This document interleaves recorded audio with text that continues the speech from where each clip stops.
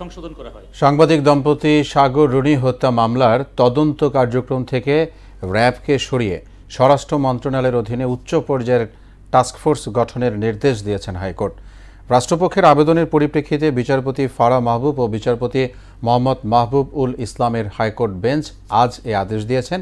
শুনানিতে আদালত বলেছেন 12 বছর ধরে একটি মামলার তদন্ত শেষ করা যায় না। এটি জাতির জন্য যেমন দুঃখজনক তেমনি বিচার ব্যবস্থার জন্যও। আরও জানাচ্ছেন কাজী পাপ্পু। সাংবাদিক দম্পতি সাগর সারোয়ার ও মেহেরুন রুনি হত্যার 12.5 বছর পেরোলেও শেষ হয়নি তদন্ত।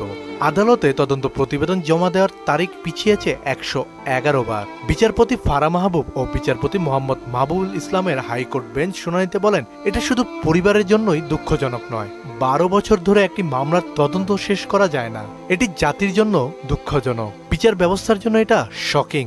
যাদেরকে এই রিটটা করে চাওয়া হয়েছিল যে তারা তদন্ত করুক, that is rapid action battalion RAB, তাদের তদন্ত করার কোনো ক্ষমতা বা তাদের তদন্ত করার কোনো এক্সপার্টিজ কখনোই নেই।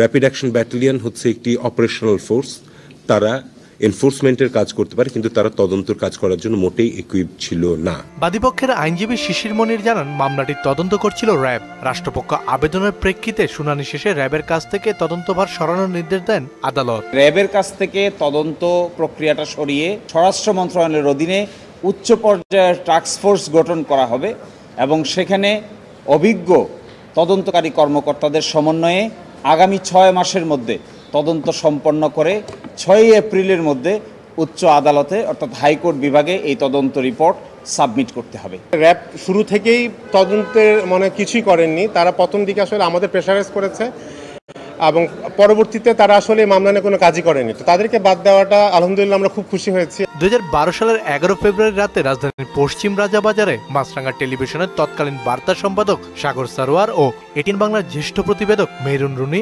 নির্মমভাবে খুন হন। পরদিন ভোরে তাদের ক্ষতবিক্ষত মরদেহ উদ্ধার করা হয়। ওই ঘটনার পর তৎকালীন স্বরাষ্ট্রমন্ত্রী সারা খাতুন বলেন, 48 ঘন্টার মধ্যে খুনিদের গ্রেফতার করা হবে। তারপর জল গড়িয়েছে বহুদূর। তদন্তের নামে দীর্ঘ 12.5 বছরেরও বেশি সময় ধরে কেবলই কালক্ষেপণ হয়েছে।